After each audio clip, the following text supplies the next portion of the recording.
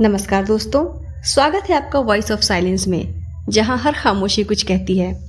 हमारी आज की कहानी एक बहुत ही प्रेरणादायक कहानी है जो आपके दिल को छू जाएगी। इसे अंत तक ज़रूर सुनिएगा।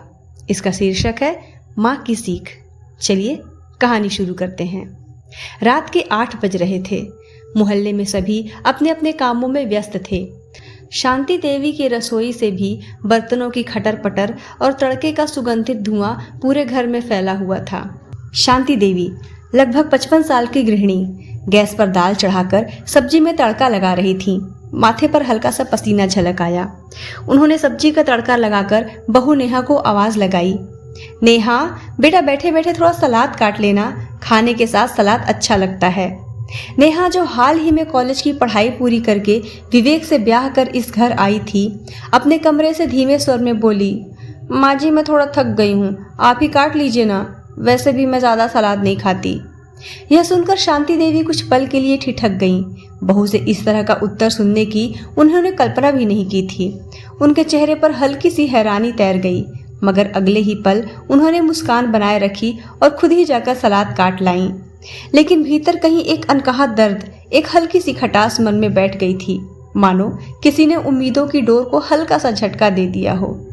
शाम को खाने की टेबल पर नेहा के पति विवेक ने मजाक में कहा, अरे वाह, आज खाना तो बहुत बढ़िया बना है, वाह नेहा कमाल कर दिया। शांति देवी ने मुस्कुराते हुए मजाक में ही जवाब दिया, ये खाना बहू ने नहीं मैंने बनाया है, अभी तेरी बीवी को ऐसा खाना बनाने में बहुत पापड़ बेलने पड़ेंगे। इतना कहकर दोनों माँ बेटा हंस दिए।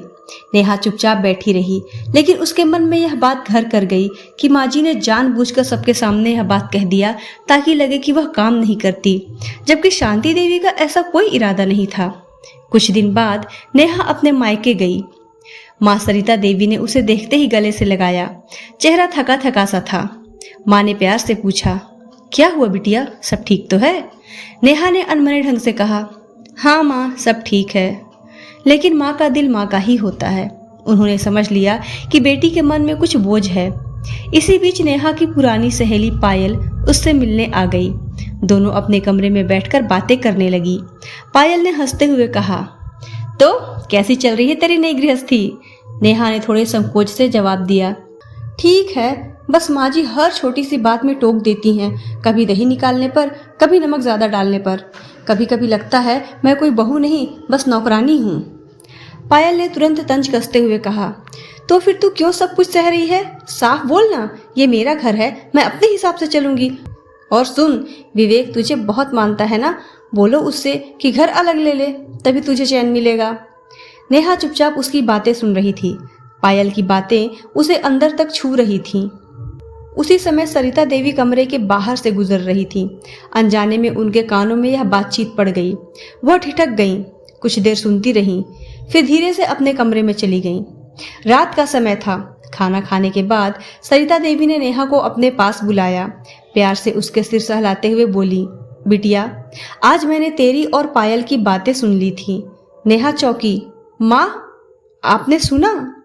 हाँ, और सुनकर मेरा दिल भारी हो गया। देख, मैं तुझे एक बात बताना चाहती हूँ।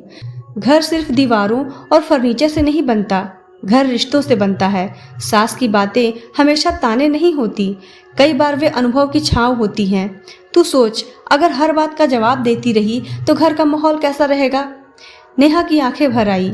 उसने धीमे स्वर में कहा, लेकिन माँ कभी कभी मन करता है कि बोल दूं, मैं भी इंसान हूँ।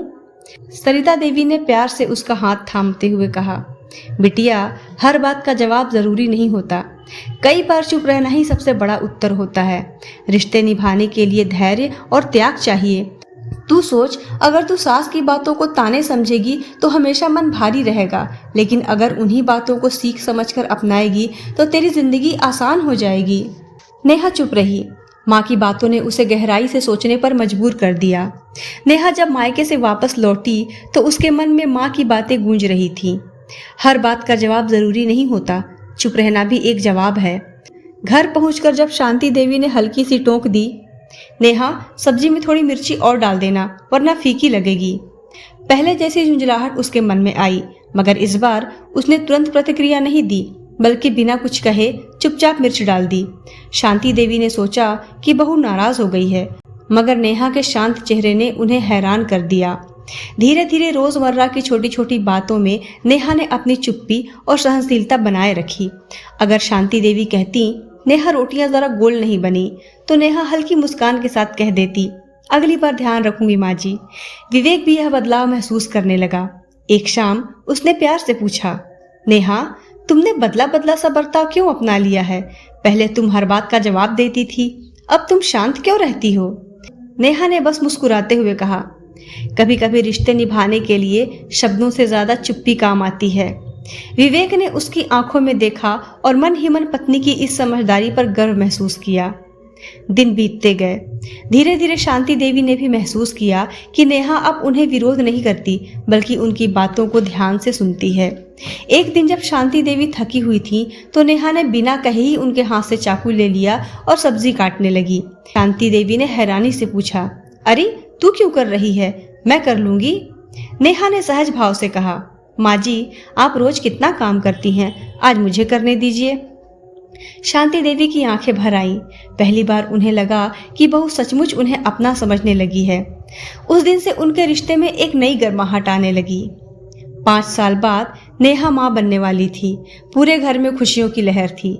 बच्चे के जन्म के बाद शांति देवी ने दिन रात बहू और पोते की देखभाल की। रात को कई बार बच्चा रोता तो शांति देवी उठकर उसे गोद में ले लेती ताकि नेहा सो सके।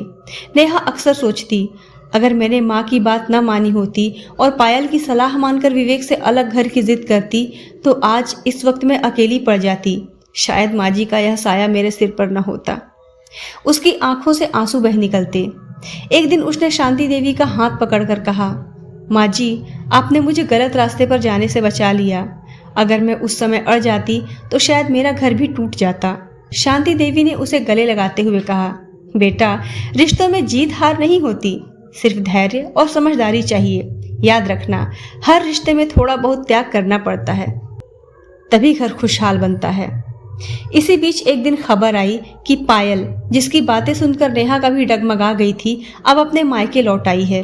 उसने शादी के कुछ ही महीने बाद पति पर अलग घर लेने का दबाव डाला था। पति ने साफ इनकार कर दिया। तकरार बढ़ती गई और आखिरकार मामला तलाक तक पहुंच गया। यह सुनकर नेहा लंबे समय तक सोचती रही। उसके दिल में यह बात और गहराई से उतर गई कि माँ और माँ जी दोनों का अनुभव ही उसे सही राह दिखा पाया था।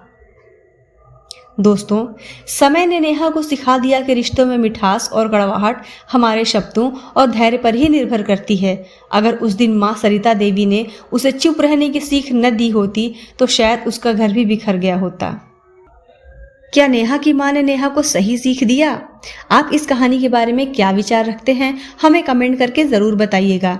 इस वीडियो को अपने दोस्तों और रिश्तेदारों को शेयर करिए और हमारे चैनल को सब्सक्राइब करना बिल्कुल ना भूलें। राधे राधे।